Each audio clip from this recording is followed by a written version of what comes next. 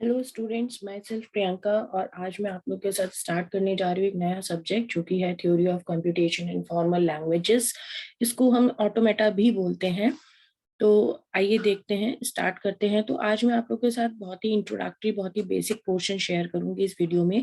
Introduction ही रहेगा कि theory of computation क्या है या फिर फाइनाइट ऑटोमेटा क्या है, क्या उसके टाइप्स हैं। ये सारी चीजें हम डिस्कस करेंगे। तो स्टार्ट करते हैं। तो थ्योरी ऑफ कंप्यूटेशन एक्चुअली में है क्या? ये कंप्यूटर साइंस का एक ब्रांच है जिसमें हम किसके बारे में पढ़ते हैं? कंप्यूटिंग, जो मशीन्स हैं हमारी, सिंपल सिंपल सी जो मशीन्स हैं, उनकी जो कंप्यूटिंग पावर है उसके बारे में हम यहाँ पर पढ़ते हैं। तो ये जो सिंपल मशीन्स की जो कंप्यूटिंग पावर है, किस तरीके से कंप्यूटिंग होती है, क्या कॉन्सेप्ट है उसके बिहाइंड, वो सारी चीजें हम यहाँ पर देखने के लिए, पढ़ने के लिए मिलेंगी। इसके फायदे क्या है, क्यों हम ये सब्जेक्ट पढ़ रहे हैं? तो जब हम इसको पढ़ेंगे तो हम समझ पाएंगे कि एक मशीन किस तरीके से डिफरेंट डिफरेंट पैटर्न्स को रिकग्नाइज करती है, किस तरीके से उसकी कंप्यूटिंग जो है वो पूरा प्रोसेस होता है, जिससे कि हम आगे चलकर बहुत सारे प्रॉब्लम्स को सॉल्व भी कर सकते हैं। यहाँ पर हम बात करेंगे फाइनाइट ऑटोमेटा की। तो फाइनाइट ऑटोमेटा जो है वो सिंपल मशीन है जो कि पैटर्न्स को रिकग्नाइज करता है।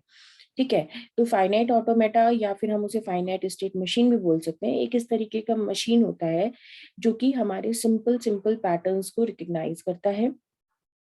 अगर मैं फाइनाइट ऑटोमेटा को टेक्निकली बात करूं, इसको मैं ब्लॉक डायग्राम के थ्रू समझाऊं तो कुछ इस तरीके का इसका ब्लॉक डायग्राम होगा। यहाँ पर क्या है, ये जो आप देख रहे हैं I1 I2 I3, जो फर्स्ट में आप ये सब देख रहे हैं, ये सब क्या है, इसके इनपुट्स हैं I1 I2 up to IN तक। इसी तरीके से आप यहाँ देखेंगे तो O1 O2 up to ON तक, ये सब क्या है, इसके आउटपुट्स हैं। तो इनपुट्स हैं और ये आउटपुट्स हैं। अब जब भी कोई इनपुट आउटपुट में चेंज हुआ है, तो वो इनपुट से आउटपुट तक चेंज होने की जो जर्नी है, इसमें वो बीच में कुछ स्टेट्स में से पास होता है और तब जाकर एक इनपुट किस में चेंज हो जाता है, आउटपुट में चेंज हो जाता है।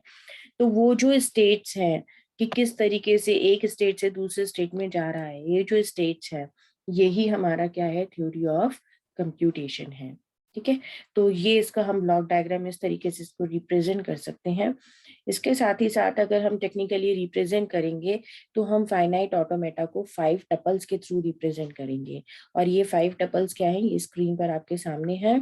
जैसे capital Q, summation, small q, capital F, और ये delta transition function.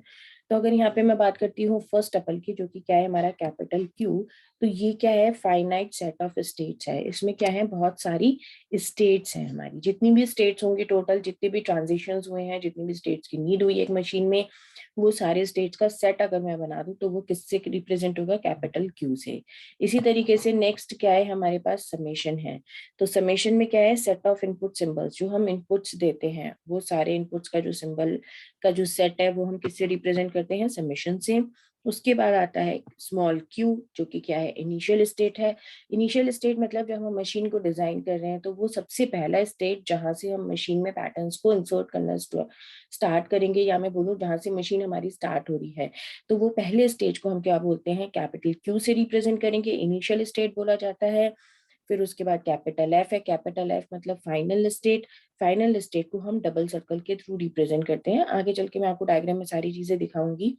Final state वो स्टेट जहां पर जाकर हमारा पूरा का पूरा पैटर्न जो है वो, स्ट्रिंग जो है वो एक्सेप्ट हो रहा है, लास्ट स्टेज जो होगा हमारी मशीन का। उसके बाद है डेल्टा, जो कि ट्रांजिशन फंक्शन। ट्रांजिशन फंक्शन किस लिए क्या काम करता है, सपोज ये एक स्टेट है, ये दूसरा स्टेट है, तो जब एक स्टेट से दूसरे स्टेट में हम जा रहे हैं, this is called transition function. यहाँ पे ट्रांजिशन फंक्शन काम करेगा कि एक स्टेट पे हमने इनपुट सिंबल डाला और वो कहाँ पहुंच गया, दूसरे पे पहुंच गया। तो ये हमारा क्या है, ट्रांजिशन फंक्शन है। इसके बाद हम बात करते हैं फाइनाइट ऑटोमेटा के टाइप्स की। तो यहाँ पर है DFA और NFA। DFA stands for deterministic finite automata and NFA stands for non-deterministic finite automata। कहीं कहीं आपको NFA के लिए NDFA भी टर्म किसी किसी बुक में ऑथर के थ्रू मिल सकता है। तो नॉन डिटर्मिनिस्टिक है, इसलिए उसको NDFA भी लिखा जा सकता है। तो DFA और NFA की हम यहाँ पर बात करेंगे। तो सबसे पहले मैं आपके साथ डिस्कस करूंगी DFA को। अच्छा, डिटर्मिनिस्टिक फाइनाइट ऑटोमेटा को भी हम 5 टपल्स, फाइनाइट ऑटोमेटा का ही टाइप है, 5 टपल्स के थ्रू रिप्रेजेंट करेंगे। तो अभी जो मैंने आपके साथ 5 जो मैंने ऊपर आपको साथ डिस्कस करा अभी, और फाइनाइट ऑटोमेटा के लिए 5 टपल, सेम वही टपल्स है यहाँ पर भी, सेम वही रिप्रेजेंटेशन है, वही मीनिंग है, वही 5 टपल्स यहाँ पर भी हैं, ठीक है। लेकिन एक चीज मैं आपको यहाँ पर बता देती हूँ कि डीएफए में होता क्या है। डीएफए में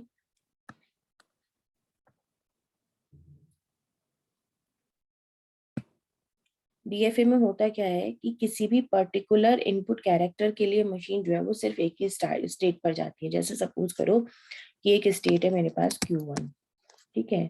अब इसको 0 इनपुट मिला, इसने सिंबल रीड किया क्या, 0, इसने 0 सिंबल रीड किया, और जैसे इसने 0 सिंबल रीड किया तो इसको ये तुरंत डिटरमाइन करेगा, क्या नाम है इसका, डिटरमिनिस्टिक। तो ये डिटरमाइन कर लेगा, पता लगा लेगा कि इसको कौन से स्टेट पर जाना है। जैसे इसको Q2 पे जाना है तो ये सिर्फ एक ही स्टेट पे जाएगा, एक सिंबल के लिए। ऐसा नहीं है कि 0 के लिए Q2 पे भी जाएगा, फिर 0 के लिए सेम टाइम पे Q3 पे भी जा रहा है, ऐसा नहीं होगा। ये Q3 पे नहीं जाएगा, ये सिर्फ एक ही स्टेट पर जाएगा एक बार में, एक सिंबल को रीड करने के लिए। इसीलिए हम इसको डिटरमिनिस्टिक फाइनाइट ऑटोमेटा बोलते हैं। दूसरी चीज, यहाँ पे नल मूव जो है वो अलाउड नहीं होता है डीएफए में। नल मूव मतलब जब हमारा एक स्टेट से दूसरे स्टेट पे मूवमेंट हो रहा है तो वो केवल तभी हो रहा है, उसी केस में हो रहा है जब यहाँ पर कोई इनपुट सिंबल है। अगर यहाँ पे कोई भी इनपुट सिंबल रीड करने के लिए उसे नहीं मिल रहा है, टेप उसे ब्लैंक मिल रहा है, तो वो यहाँ से यहाँ मूव नहीं कर सकता, मतलब वो नल मूव नहीं लेगा डीएफए में, ठीक है। और जब हम भी कोई डीएफए डिजाइन करते हैं तो जो मिनिमम नंबर ऑफ स्टेट्स होते हैं वो हमारे को जनरली हम उनको प्रेफर करते हैं। तो ये कि आप डायग्राम देख सकते हो, यहाँ से मैं आपको डीएफए के कुछ टर्म्स भी बता सकती हूँ। जैसे आप यहाँ देखोगे जो Q0 है ये क्या है, हमारा इनिशियल स्टेट है, इसको हम इस तरीके से एरो लगा के रिप्रेजेंट करते हैं। ये जो है Q1 ये फाइनल स्टेट है, इस तरीके से डबल सर्कल्स के थ्रू इसे रिप्रेजेंट किया जाता है। और ये जो आप देख रहे हो ना 0 1 लिखा हुआ, ये सब इनपुट सिंबल्स हैं। इसके साथ ही साथ ये जो यहाँ पर आप देख रहे हो ये जो एरो है Q0 से Q1, ये इसको हम ट्रांजिशन बोलते हैं। और ये ट्रांजिशन होने के लिए जो फंक्शन काम करता है उसको क्या बोलते हैं, ट्रांजिशन फंक्शन बोलते हैं। तो ये रही हमारी इस चीज की बात। और एक चीज और मैं आपको बता देती हूँ यहाँ पे कि जो हम ट्रांजिशन फंक्शन की जो हम बात कर रहे हैं डेल्टा की, तो वो डेल्टा जो होता है क्या होता है, जब भी मैंने किसी स्टेट पे, कैपिटल Q क्या है, सेट ऑफ स्टेट्स है ना, तो किसी भी स्टेट पर जब मैंने यहाँ पर इनपुट सिंबल दिया, समेशन क्या है, इनपुट सिंबल्स का सेट है, तो और ये Q क्या है, सेट ऑफ स्टेट्स है, तो जब भी किसी स्टेट पे मैंने इनपुट सिंबल दिया तो वो क्या है, हमारा ट्रांजिशन फंक्शन होगा वहां पे अप्लाई। तो इसको इस तरीके से भी हम रिप्रेजेंट कर सकते हैं। सेकंड हम बात करेंगे यहाँ पे नॉन डिटरमिनिस्टिक फाइनाइट ऑटोमेटा की। एनएफए जो है वो डीएफए के जैसा ही है, टपल्स भी हमारी वही 5 टपल्स हैं क्योंकि finite automata he at last. तो जो हमने फाइनाइट ऑटोमेटा में टपल्स पढ़े हैं वही टपल्स यहाँ पर भी हैं, लेकिन कुछ चीजें, कुछ प्रॉपर्टीज यहाँ पर डीएफए से अलग होती हैं, तो वो हम यहाँ पर पढ़ेंगे। जैसे मैंने आपको बताया डीएफए में कि वहां पे नल मूव जो है अलाउड नहीं है, ठीक है। लेकिन यहाँ पर नल मूव जो है एनएफए में अलाउड होता है। एनएफए में क्या हो सकता है कि अगर इसने जो है कोई भी रीड नहीं करा है सिंबल, अगर कोई भी सिंबल रीड नहीं हुआ है तो वो जो है क्या करेगा, नल मूव ले सकता है,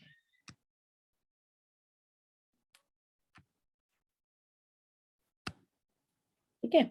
फॉर अ पर्टिकुलर, यहाँ सॉरी यहाँ एक टर्म मिस हो गया है, दैट इज सिंबल।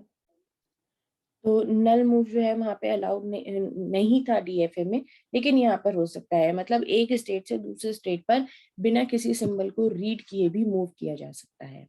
इसके साथ ही साथ यहाँ पर क्या होगा कि एक मेजर डिफरेंस जो एनएफए और डीएफए को अलग बनाता है एक दूसरे से, वो ये कि सपोज करो कि कोई एक स्टेट है Q0, इसने सिंबल रीड करा क्या, 0, तो जैसे ही ये सिंबल रीड करेगा 0 तो ये यहाँ पे Q1 पे भी जा सकता है, ये Q2, मतलब ये डिटरमाइन नहीं कर पा रहा कि एक्चुअली में जब इसको 0 रीड सिंबल मिल रहा है रीड करने के लिए तो इसको किस पे जाना चाहिए, Q1 पे कि Q2 पे, तो ये दोनों पे चला जाएगा। तो ये डिटरमाइन नहीं कर पा रहा, मतलब नॉन डिटरमिनिस्टिक, इसलिए हम इसको एनएफए बोल रहे हैं। तो मेजर डिफरेंस ये होता है डीएफए एनएफए में। अगर यहाँ पे मैं डीएफए की बात करूंगी तो वो किसी एक ही स्टेट पे जाएगा, वो डिटरमाइन कर लेगा, तो या तो वो Q1 पे जाएगा या तो वो Q2 पे जाएगा, दोनों पे नहीं जाएगा।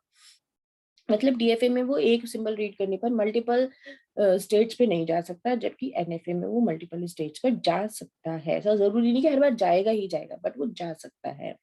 ठीक है, तो ये मेजर डिफरेंस है। बाकी हम इनको भी वही 5 टपल्स के थ्रू ही रिप्रेजेंट करते हैं। और इसका जो ट्रांजिशन फंक्शन है वो हम कुछ इस तरीके से रिप्रेजेंट करते हैं, q into summation gives 2 raise to the power q। क्यों? क्योंकि मैंने आपको यहाँ पे बताया कि जब भी मैंने किसी स्टेट पर कोई भी इनपुट सिंबल दिया, दैट इज ट्रांजिशन फंक्शन, लेकिन यहाँ पे हम मल्टीपल स्टेट्स पे जा रहे हैं, इसलिए 2 raise to the power q हम यहाँ पर लिख रहे हैं। ठीक है, तो इस तरीके से जो है हम एनएफए, एक चीज मैं आपको जो मैं बताना भूल गई हूँ, मैं बता देती हूँ आपको क्योंकि इंपॉर्टेंट है, कि जब हम यहाँ पर इसका ब्लॉक डायग्राम हम यहाँ पर देख रहे हैं स्टूडेंट्स, तो ब्लॉक डायग्राम में हम ये जो इनपुट और आउटपुट है, ये क्या है, हमारी टेप्स है मशीन में, जिन टेप से हम क्या कर रहे हैं, सिंबल्स को उठा रहे हैं, रीड कर रहे हैं। मशीन जो है क्या करेगी, टेप्स से सिंबल को रीड करेगी और फिर आउटपुट देगी।